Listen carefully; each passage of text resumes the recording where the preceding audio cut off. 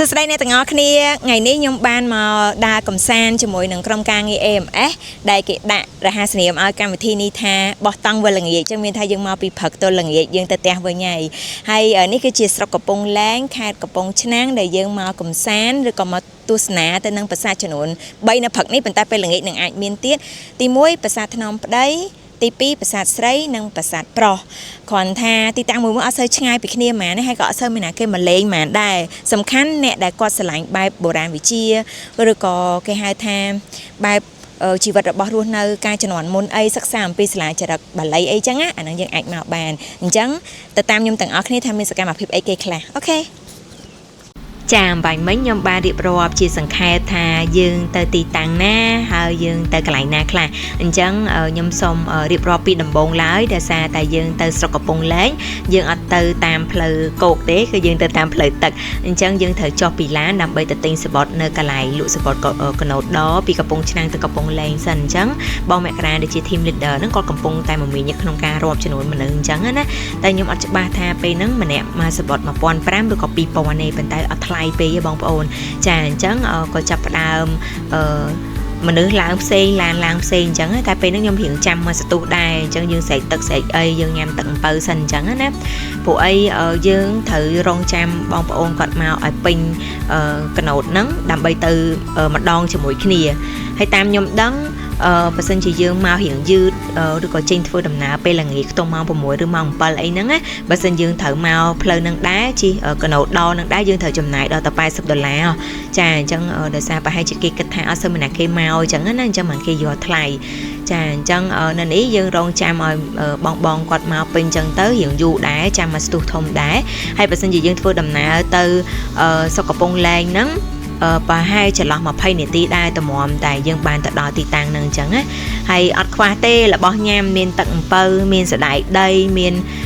កលេងឈប់មានអីគ្រប់បែបយ៉ាងដែលជាអាហារសម្រន់របស់អ្នកភូមិហ្នឹងអញ្ចឹងឥឡូវយើងបានដល់ស្រុកកំពង់លែងហើយអញ្ចឹងឡានមកផ្សេងយើងដើរអញ្ចឹងណាយើងអាចឡើងលើឡានហើយស្រែកអត់បានទេអញ្ចឹងយើងដើរបដាក៏ឃើញមានគេលក់ម្ហូបអាហារសម្រន់របស់បងប្អូនសិតតែអាហារឆ្ងាញ់បែបងាយអញ្ចឹងណាចាឥឡូវនេះខ្ញុំដើរតម្រង់ទៅឡានចាព្រោះអីយើងនឹងទៅទីតាំងទី1របស់យើងគឺប្រាសាទថ្នមប្តីអញ្ចឹងពេលដែលខ្ញុំជិះកាត់ផ្លូវហ្នឹងគឺខ្ញុំអត់ឃើញមានប៉មឬក៏កន្លែងរងចាំដើម្បីទិញសំបុត្រទិញអីតទៀតទេគឺយើងចូលដោយសេរីតែម្ដងអញ្ចឹងពេលហ្នឹងរៀងសំណាងដែរបានលោកគ្រូបុរាណវិទ្យាគាត់បានបញ្យល់យើងតាក់ទងមួយភាសាថ្នមប្តីដូចមានអារម្មណ៍ថាដូចខ្លួនឯងនឹងជានិស្សិតអញ្ចឹងទៅសិក្សាផ្នែកបុរាណវិទ្យាអញ្ចឹងណាអញ្ចឹងពេលហ្នឹងគឺខ្ញុំបាន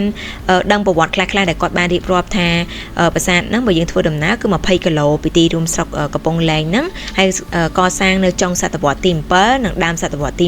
8ហើយធ្វើអំពីឥដ្ឋនិងឧទ្ទិសទៅដល់ព្រហ្មញ្ញសាសនាហើយមិនបានគេហៅប្រាសាទថ្នមប្តីហ្នឹងដោយសារតែអ្នកស្រុកហ្នឹងគឺគាត់បានឃើញសាលាចារឹកមួយដែលឃើញព្រះនរាយណ៍ហ្នឹងគឺគាត់មានការផ្ទុំហើយមានព្រះមហាក្សីដែលជាព្រះនាងរស្មីហ្នឹងគឺច្បាច់ជើងច្បាច់ដៃគាត់ថ្វាយព្រះអង្គអញ្ចឹងណាអញ្ចឹងបានគេសន្មតថាជាប្រាសាទថ្នមប្តីចាអញ្ចឹងយើងបានមើលរួចហើយតាក់ទងមួយប្រាសាទថ្នមប្តីហ្នឹងហើយយើងក៏បន្តដំណើរទៅប្រាសាទស្រីចាអញ្ចឹងបងប្រុសម្នាក់នេះគាត់ខ្ញុំសួរគាត់ថាយើងទៅណាទៀតគាត់ឆ្លើយបងឥឡូវហ្នឹងយើងទៅណាទៀតយើងចេញពីប្រាសាទថ្នមប្តីឥឡូវយើងធ្វើដំណើរទៅប្រាសាទស្រីទៅគយគុណប្រាសាទស្រីម្ដងសិនឲ្យស្គាល់ហើយបន្ទាប់មកបានយើងទៅប្រាសាទមានប្រាសាទប្រុសអត់មានអូខេខ្ញុំចង់ទៅប្រុសបាទអូខេ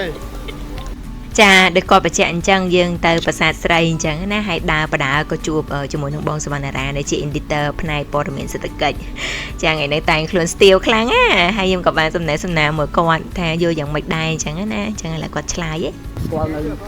កាលពីទីតាំងភូមិសាស្ត្រយើងបានស្គាល់ពីប្រាសាទដែលជាបន្តទុកតាំងពីសតវត្សទី9បានកសាងមកពីប្រាសាទថ្មប្តីនេះ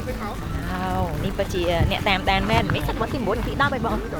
ប្រាសាទនេះកសាងនៅក្នុងសតវត្សទី9ដើម្បីឧទ្ទិសទៅដល់ព្រះចាទឹកអត់លិចទេហើយឥឡូវហ្នឹងមានគ្រោះថ្នាក់មួយបាទចាមុតជាមួយបន្លាលួសចាឥឡូវនេះយើងបានតម្រង់មកប្រាសាទស្រីហើយដែលយើងឃើញផ្ទាំងសាលាហើយឥឡូវនេះ ចាប់ផ្ដើមដល់ម៉ោងរៀនទៀតហើយគ្រូចាប់ផ្ដើមសួរថាហ្នឹងអសរបល័យសសាំងសក្រិតអីណាណីទៅថាមានការភ្លេចអស់ហើយបងប្អូនហ្នឹងខ្ញុំមិនដឹងទៅសម្គាល់កន្លែងណាប៉ុន្តែអាចថាជាការ explore បន្ថែម enjoy ជាមួយនឹង moment ដែលគ្រូបរៀនអញ្ចឹងណាចាហើយនេះគឺជាប្រាសាទស្រីដែលយើងបានមកដល់ហើយប្រាសាទស្រីហ្នឹងគឺបើតាមយើងមើលមួយផ្លែតទៅគឺធ្វើពីឥដ្ឋដូចគ្នាហើយឧទ្ទិសដល់ព្រហ្មញ្ញសាសនាដូចគ្នាហើយតាមដែលខ្ញុំបានស្រាវជ្រាវទៀតហ្នឹងដោយសារគេគិតថាមានទេពស្រីមួយអង្គដែលជាតួមហេសីរបស់ព្រះវិស្ណុហ្នឹងគឺព្រះនាងរស្មីនឹងឯងអញ្ចឹងមានន័យថាដូចជាកន្លែងទីសក្ការៈរបស់គាត់អញ្ចឹងណាព្រោះពេលដែលខ្ញុំឡើងទៅខាងលើហ្នឹងគឺមានប្រពុតមួយអង្គអញ្ចឹងខ្ញុំក៏បានដោះមួកហើយនឹងបានបន់ស្រន់សុំសេចក្តីសុខផងដែរឥឡូវហ្នឹងម៉ោង12ហើយតែអ្នកនាំដើរលេងនៅដើរលេងដដែលឥឡូវយើងមកសម្ភាសអ្នកអង្គុយមកចំនួននេះអូស្អាតស្អាតវ៉ាឃ្លានបាយឃ្លានបាយសុំផ្អាកមើលភាសាសុំហូបបាយហើយមកហូបអីគេដែលចង់ញ៉ាំជាងគេហូបដែលចង់ញ៉ាំជាងគេមាន់ដុតមាន់ស្ងោមាន់ដុតមានអីក៏បានឲ្យតែមានខាងនេះហើយក៏បានដែរតែហូបឆ្ងាញ់ឲ្យតែមានបាយខាងនេះអីក៏បានដែរតែហូបឆ្ងាញ់អូខេឥឡូវយើងចាំអ៊ុតទាំងអស់គ្នាថាឥឡូវមានមាន់ដុតមានអីឬក៏មានអីគេខ្លះចាំអ៊ុតទាំងអស់គ្នា Finally យើងបានមកដល់អាហារដ្ឋានចំណូលកងរៃដែលជាកន្លែងដែលយើងសម្រាប់ពេលថ្ងៃត្រង់ថ្ងៃហើយសូមបញ្ជាក់បន្តិចពេលហ្នឹងយើងអត់បានទៅមើលប្រាសាទប្រុសទេមើលបានពីចង្ងាយអត់បានមើលចិត្តអញ្ចឹងណាព្រោះយើងហៅមែនតើព្រោះចិត្តម៉ោង1ហើយទឹកមុខអ្នកបានញ៉ាំនេះគឺថា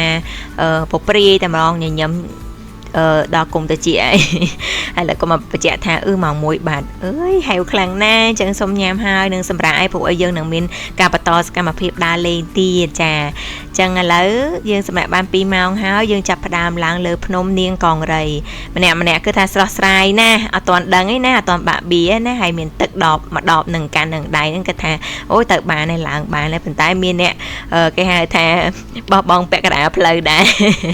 ហើយនាងខ្ញុំនេះអូយមុនបងឡើងទៅសប្បាយហើយតែឥឡូវមុខជួហើយទៅលេងមុខហើយតែឥឡូវចាំមើលទាំងអស់គ្នាថាដំណើរនៃការឡើង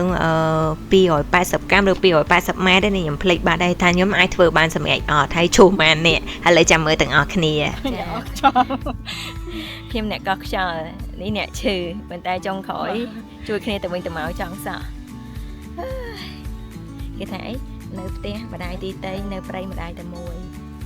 អូឡើង sexy តែពេលទៅមកទីថៃណាហើយស្ទះមកទីតីនៅពេលដៃពេកទេតែមានសេវាសួរនេះកាលណាដល់ផ្ទះនេះនិយាយមែនតោះយើងតដំណើរទៅមុខទៀតចាគ្រាន់តែចាប់ផ្ដើមដើរទៀតហ្នឹងគឺថាហត់ទៀតបដ ாய் គឺថាហោកន្លែងសម្រាប់ដកដង្ហើមបងប្អូនក៏ដឹងថាដើរភ្នំម្ដងគឺមិនចេះងាយទេគឺហត់ខ្លាំងណាស់ហើយដាក់គោលការណ៍ខ្លួនឯងថាត្រូវតែឆ្នាំហ្នឹងត្រូវដើរក្នុងផ្សារឬក៏អោរ៉ាតែឥឡូវបានបាច់ទៅដល់ទីតាំងហ្នឹងទេគ្រាន់តែឡើងភ្នំនាងកងរៃហ្នឹងក៏ហត់បាក់បៀបដ ாய் ហើយផ្លូវឡើងលើភ្នំហ្នឹងក៏បងប្អូនដឹងដែរផ្លូវរួមទូចទៅគឺថាឡើងវាតែម្ដងបងប្អូនខ្លះហ្នឹងគឺថារចតតាមផ្លូវហើយសម្រាប់តាមផ្លូវខ្លះហើយខ្ញុំនេះទោះបីជាហត់យ៉ាងណាក៏ដោយតែសុំក្រែមមកក្រហមដើម្បីមានកម្លាំងចិត្តឡើងទៅដល់គោលដៅឥឡូវចិត្តដល់ហើយបងប្អូនទូទាយមើលថាខ្ញុំដល់គោលដៅអត់